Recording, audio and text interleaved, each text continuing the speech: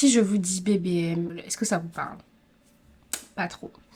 Et si je vous dis BlackBerry Messenger, là, ça vous parle mieux, du moins à une certaine partie de la population.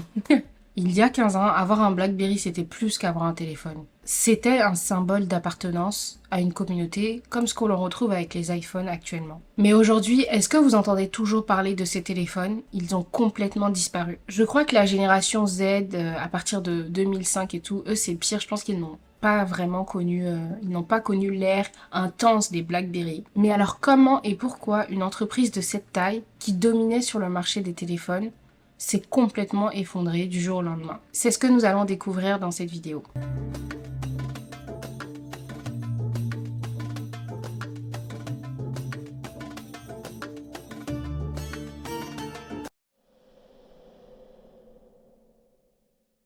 Salut, j'espère que vous allez bien, bienvenue sur cette nouvelle vidéo. Si c'est la première fois que tu tombes sur ma chaîne et que mon contenu te plaît, n'hésite pas à t'abonner et à activer la petite cloche pour ne pas manquer mes prochaines vidéos. Aujourd'hui, plongeons dans l'ascension suivie de la chute de BlackBerry, une entreprise canadienne qui a dominé le marché des smartphones pendant des années. BlackBerry, ou plus précisément Research in Motion, RIM, a été fondée en 1984 par Mike Lazaridis. J'ai bien prononcé son nom, j'espère. Mais c'est au début des années 2000 que l'entreprise connaît un énorme boom. En effet, les téléphones BlackBerry offraient un clavier physique incomparable, un service de messagerie sécurisé BlackBerry Messenger, ou plus connu sous le nom de BBM, un système unique en son genre qui chiffrait les messages et convenait parfaitement de ce fait aux entreprises, au gouvernement et aux célébrités. Mais bon, vous savez, au lycée, c'était une toute autre affaire. Moi, j'ai connu BBM avant WhatsApp et j'ai adoré cette messagerie en ligne. Moi, surtout la fonctionnalité qui permettait en fait d'afficher la musique qu'on écoutait en temps réel comme statut. Moi, j'utilisais pour faire passer des messages subliminaux à mon crush à cette époque. Mais mis à part ça, mon premier BlackBerry, c'était le BlackBerry Curve. Ouais, le BlackBerry Curve. Vous pouvez pas imaginer comment j'ai trimé et travaillé dur à l'école pour avoir ce téléphone. Après, on se demande pourquoi. À l'époque, c'était vraiment le téléphone que toutes les célébrités que je suivais avaient. So, je me sentais genre closer to the hey. Je suis comme vous en fait. J'ai un BlackBerry. Et donc en 2008, BlackBerry détenait environ 20% du marché mondial des smartphones et des téléphones. Et à cette époque, c'était très rare de voir des professionnels, des membres du gouvernement ou des célébrités avoir un autre téléphone qu'un BlackBerry. Mais alors que tout, mais vraiment tout, semblait aller pour le mieux, un événement va venir chambouler le monde de BlackBerry, l'apogée et la dynastie BlackBerry. Selon vous, quel événement a arrivé en 2007 ? Plus précisément le 29 juin 2007. So, 3 things. A widescreen iPod with touch controls, a revolutionary mobile phone, and a breakthrough internet communications device. An iPod, a phone, and an internet communicator. An iPod, a phone. Are you getting it? These are not 3 separate devices. This is one device. And we are calling it iPhone. L'iPhone. En 2007, Apple a complètement chamboulé le marché des téléphones avec l'iPhone. L'iPhone, en fait, c'était une innovation à ce moment-là parce qu'il offrait un écran complètement tactile, plus grand, avec une bibliothèque d'applications vraiment super intéressante à l'utilisation et ouverte au monde, qui répondait aux besoins de tous les utilisateurs. Et en fait, tout ça, ça changeait complètement la donne. Et comme toujours, face à la nouveauté, certains restent dans le déni et se disent non, c'est nous les boss, voilà, on change rien. Les nouveaux, ils vont peut-être faire un peu de tapage, mais à côté, sur le trottoir.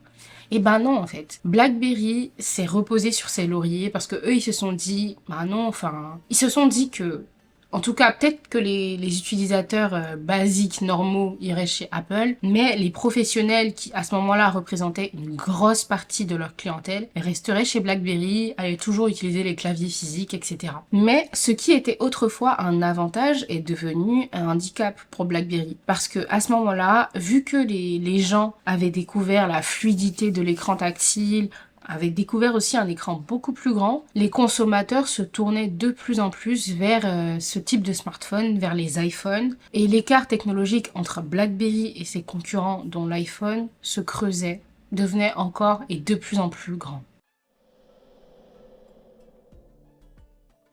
Bien évidemment, les ingénieurs de BlackBerry se sont ressaisis.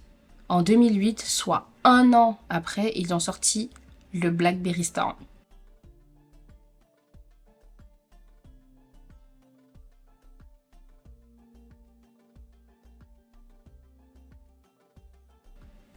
Pépite, pour moi. Malheureusement, comme on s'y attendait, c'était un échec. Et d'après mes recherches, le problème avec le BlackBerry Storm, c'est que l'écran tactile n'était pas assez fluide et n'offrait pas une expérience intuitive par rapport à ce qu'on avait vu avec l'iPhone. Mais bon, est-ce que je peux donner mon avis? Alors oui, bien évidemment, c'est moi, c'est ma chaîne, anyway. Je sais pas si moi, c'est le fait que j'aime un produit, ça me met des œillères complètement, je suis dans le déni, mais moi, le BlackBerry Storm, j'ai beaucoup aimé ce téléphone. Alors, je l'ai pas eu personnellement, donc mon avis n'est pas forcément objectif. Ce sont mes proches qui l'ont eu, ma tante, mon cousin, et j'ai eu à le tester à ce moment-là. Je voulais tellement ce téléphone. De ne pas suivre totalement, vas-y, on passe au full écran tactile, on suit Apple dans son délire. Non, ils ont voulu quand même garder leur propre identité, et moi, j'avais trouvé cette idée géniale. Mais bon, je sais pas, vous, de votre côté, dites-moi en commentaire ce que vous avez pensé de ce BlackBerry, du BlackBerry Storm, si vous l'avez eu à l'époque. Mais moi, j'avais apprécié, j'avais kiffé le téléphone, j'avais adoré l'idée. Mais il faut croire que j'étais la seule, d'après les stats, j'étais la seule. Peut-être que j'étais pas intéressée aussi par les iPhones parce que comment vous dire que j'avais pas les moyens à ce moment-là. Pourtant, ils coûtaient pas super cher. Hein. Aujourd'hui, j'ai les moyens de m'acheter un smartphone à 1000 et quelques euros, mais à l'époque, quand il coûtait 500 euros, j'avais pas les moyens. J'avais pas les moyens. Bien évidemment, BlackBerry ne s'est pas arrêté à ça. En 2011, ils ont sorti le BlackBerry Playbook. C'était une tablette qui devait concurrencer l'iPad. Alors, ce BlackBerry Playbook, cette tablette BlackBerry, comment vous le dire? Encore une fois, échec. Désastre. C'était un énorme flop. Et alors là, pour le coup, je suis pas étonnée. Parce que vous savez quand est-ce que j'ai appris que BlackBerry avait fait des tablettes? Avant-hier. Quand je faisais mes recherches. Donc oui, tu m'étonnes que c'était un flop. Parce que si moi, la plus grosse consommatrice de BlackBerry, j'avais su qu'ils faisaient des tablettes, j'aurais acheté. Mais bon, d'après ce que j'ai compris, le BlackBerry Playbook manquait de fonctionnalités, comme une application native pour la messagerie, ce qu'on retrouvait avec l'iPad, avec iMessage. Très peu d'applications étaient compatibles avec la tablette, et en plus, le pire, il fallait forcément avoir un BlackBerry pour pouvoir accéder à ses emails sur cette tablette. Ce qui fait que cette tablette, elle était largement, inutile pour la plupart, la majorité des utilisateurs. Fallait avoir un BlackBerry, mais à ce moment-là, les gens commençaient à se tourner vers un iPhone. Et là, en gros, ce que j'ai compris, c'est que BlackBerry a voulu créer son écosystème, un peu comme Apple, mais au moment où, selon moi, ils auraient dû s'ouvrir au monde pour contrecarrer, pour survivre à la vague Apple, ils se sont littéralement enfermés dans une prison dorée. Et tous ces échecs répétés ont coûté très cher à la marque BlackBerry. Pendant que Apple et Android développaient des écosystèmes riches en applications à travers leur App Store, BlackBerry a manqué encore une fois cette transition majeure. Leur propre magasin d'applications s'appelait BlackBerry World. Déjà, l'App Store BlackBerry est arrivé trop tard et manquait cruellement de contenu. Très peu de développeurs à ce moment-là se sont intéressés en fait à développer des applications pour BlackBerry World. Déjà que l'écosystème était fermé, ils ne se sont pas vraiment intéressés à ça. Et sur l'App Store BlackBerry, on trouvait environ 120 000 applications contre 900 000 chez Apple et plus d'1 million chez Google à ce moment-là. C'était dramatiquement faible. Surtout qu'à l'ère des smartphones, les applications, avoir une bonne bibliothèque d'App Store, ça pesait énormément dans le game. Même Windows, ils avaient une bonne bibliothèque d'applications à ce moment-là, même si bon, j'avoue que j'avais pas aimé les Windows Phone. Mais bon, ils se débrouillaient quand même. Ils avaient une marge, mais BlackBerry n'a pas su suivre Cette ère-là, en fait, BlackBerry a manqué le coche, encore une fois. Résultat, les utilisateurs, dont moi, sont partis ailleurs. On s'est tous tournés vers Apple et Android. Tout ça pour la diversité des applications qu'on pouvait retrouver dans l'App Store d'Apple et dans Google Play Store. Et BlackBerry World a définitivement fermé en janvier 2022. Alors pour le coup, ils se sont quand même battus. C'était il y a 2 ans seulement. Moi, je pensais qu'ils avaient fermé beaucoup plus tôt. Mais bon.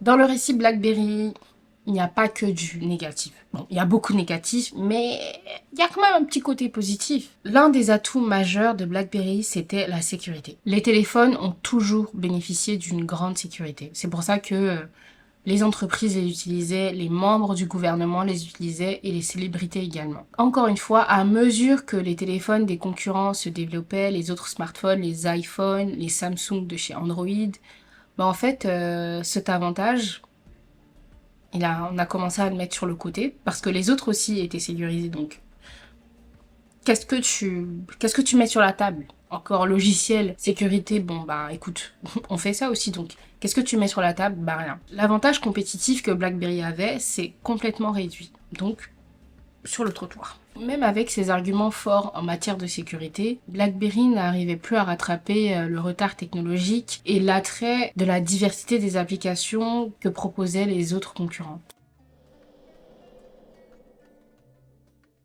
Après des années de déclin et de lutte pour essayer de garder la tête hors de l'eau, de se battre, d'essayer de garder en fait sa réputation, BlackBerry a pris en 2016 une décision radicale. L'entreprise qui autrefois était le big boss, le géant des smartphones et des téléphones, a complètement pivoté pour se concentrer en fait sur les logiciels mobiles de sécurité et les logiciels pour les entreprises. Aujourd'hui, BlackBerry existe toujours, mais l'entreprise n'est plus que l'ombre de ce qu'elle était. Et même quand vous allez sur le site de BlackBerry, vous pouvez pas vous imaginer une seule seconde que l'entreprise commercialisait des téléphones. BlackBerry a marqué une époque, mais son incapacité à s'adapter, à suivre l'innovation, a mené à sa chute, tout simplement.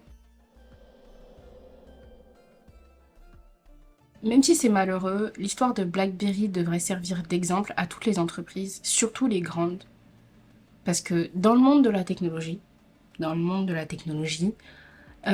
pas suivre l'innovation mènera à votre chute. L'échec à adopter les nouvelles tendances des écrans tactiles ou les écosystèmes des applications a fait chuter même un géant. Donc pour moi, c'est comme être dans la jungle. Si le plus grand des prédateurs n'arrive pas à s'adapter à son environnement, au final, il va quand même se faire bouffer, tout simplement. Et BlackBerry a payé très cher son refus de s'adapter. La vidéo touche à sa fin. Je sais que ça a été court ou pas. Mais si vous aimez ce format de vidéo, n'hésitez pas à me le dire en commentaire pour que j'en fasse un peu plus. En plus, j'ai plus de produits à tester, donc voilà, j'aimerais diversifier mon contenu parce que si j'ai pas de produits, pas de vidéos, non. Du coup, je me tourne vers ce type de contenu, voilà, pour essayer de faire des vidéos au moins tout le temps, tous les mois, comme je faisais. Donc si vous aimez ça, n'hésitez pas à me le dire en commentaire. Et aussi, dites-moi si vous avez eu des BlackBerry à l'époque et quel modèle, quelle a été votre expérience, partagez vos souvenirs en commentaire. Ça sera avec joie que j'échangerai avec vous. Encore une fois, toujours dans la bienveillance, on est d'accord. Et n'oubliez pas de liker, de vous abonner et d'activer la petite cloche pour ne pas manquer mes prochaines vidéos. Sur cette belle parole, je vous dis à bientôt. Bisous. Ciao.